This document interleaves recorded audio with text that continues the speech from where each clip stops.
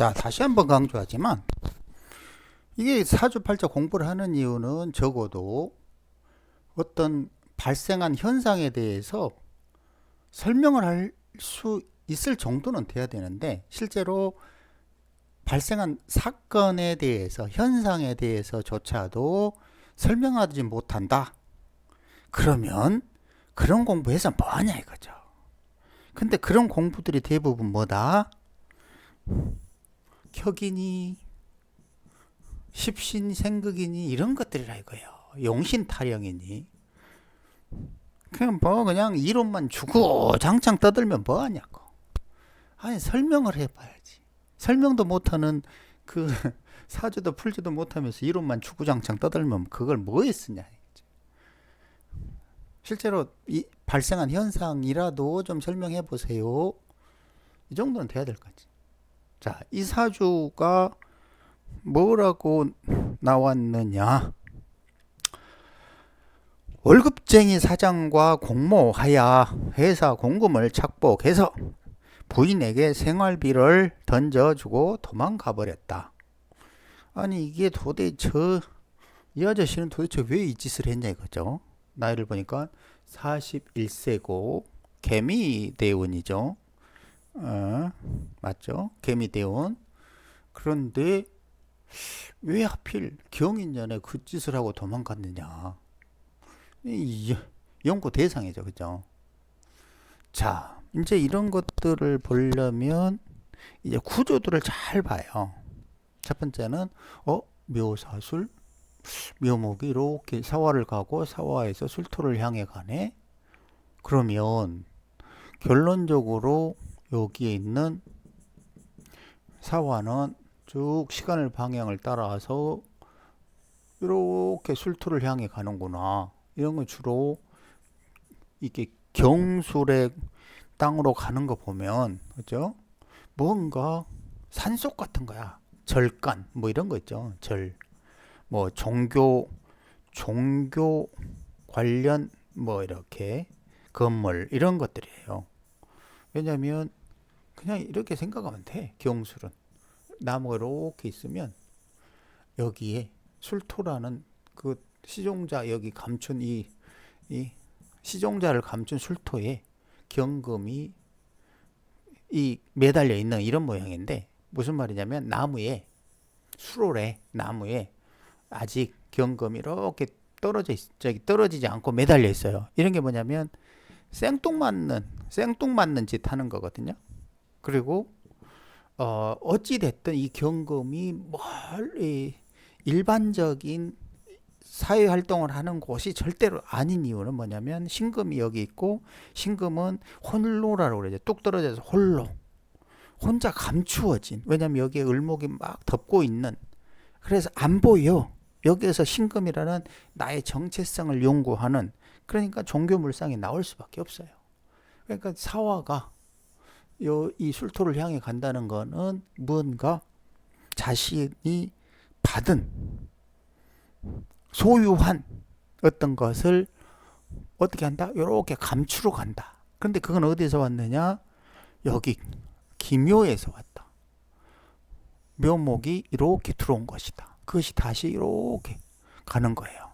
그런데 여기에 보면 을뱅경 삼자재, 묘사경 이렇게 되면 을뱅경 삼자조합이 있죠.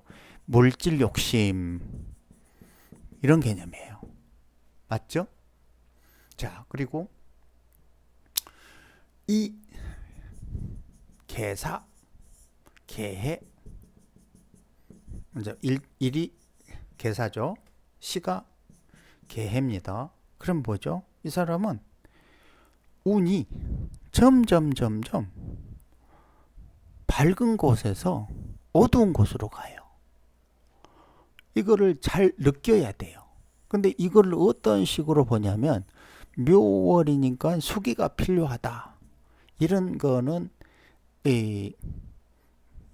그 일종의 오행의 생을 살핀 과정이지만 음양 혹은 밝음과 어둠으로 살피면 사주가 처음에는 밝았는데 46세가 되면 계묘에 들어오면서 아니 계해로 들어가면서 흑색이 돼버려요. 흑, 거물 흑. 삶이 어떻게 된다? 어두워진다. 밝음에서 어두워진다. 그런데 왜? 이 사람은 개미대운에 월급쟁이 사장과 공모하여 회사 공금을 착복했을까? 그리고 나서 저에게 주었을까? 자, 분명하게 여기에서도 느낄 수 있는 거 하나는 이렇게 이게 뭐죠? 저승사자들 이론 다시 한번 복습을 해봅시다. 자, 여기에 술토가 있죠? 인오술, 그렇죠? 인오술을 기준으로 저승사자들은 뭐다? 해자축이다. 해자축. 그럼 이건 뭐다? 나쁘게 쓰면 뒤통수.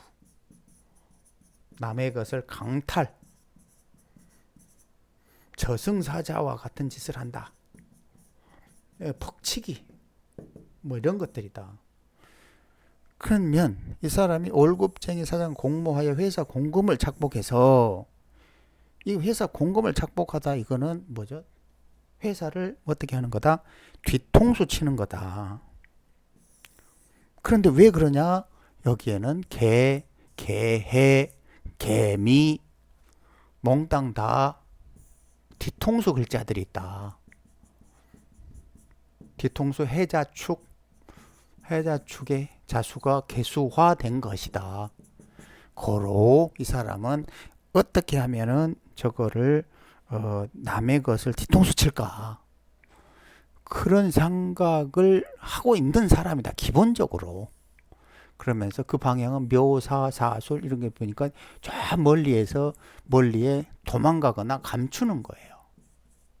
이 과정에 만약에 묘신술 이런 과정을 거친다면 잘못하면 묘목은 죽는다. 왜냐하면 신금에 잘리고 술토에 들어가서 피 질질 흘리고 죽는다. 그냥 묘신술과 묘사술은 좀 틀리죠. 그죠? 묘목이 사화를 향해 가서 사화가 술토를 향해 간다는 거는 뭔가 사회공에 있는 묘목을 사화 일지에 담은 다음에 술토 멀리 가서 숨긴다. 그건 당연히 숨기는 과정에 이 사회공을 지나기 때문에 당연히 들키죠. 그죠?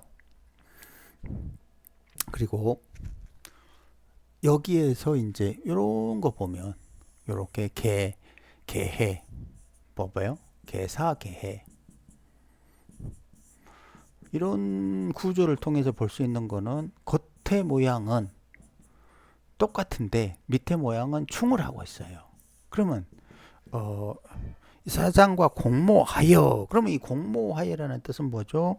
이 사람도 뒤통수에 사장도 뒤통수 속성이 있다.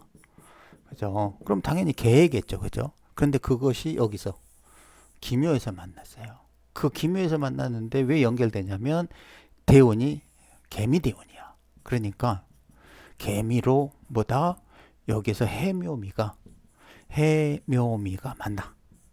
그래서 이게 공모가 되는 거야. 그러면서 결론은 술미형이 되는 거고 이제 나중에 당연히 문제가 될 수밖에 없죠. 그죠? 그런데 여기에서 자, 사장 여기 그렇게 해묘미로 연결되고 그리고 이 과정이 이 개사 그러니까 결론적으로 겉은 공모를 했는데 속에서는 충한다? 뭐죠 이거? 결론적으로는 나중에 서로 배반 때린다. 이런 말이 되는 거죠. 어찌됐든 이 사람은 도주. 이 개념은 사화가 술토를 향해 도주하는 거예요. 묘목이 사화로 사화가 술토로 이렇게 도주하는 거고. 자, 생활비를 주고 갔다. 결론적으로는 이 사화는 기묘의 묘목을 사화에서 받아내죠. 그죠? 자기는 술토로 도망갔지만 대충 이제 이 구조를 어떻게 읽는지 이해가 되죠. 왜 이 사람이 월급쟁이 사장과 공모하여 회사 공금을 착복해서 이런 개념들이 이제 충분히 이해됩니다. 그럼 뭐다? 지금까지 설명하는 거는 사주 구조 꼴 그리고 저승사자 이런 논리들을 이해하니까 저 사람이 왜 저런 행위를 하는지를 이해할 수가 있다.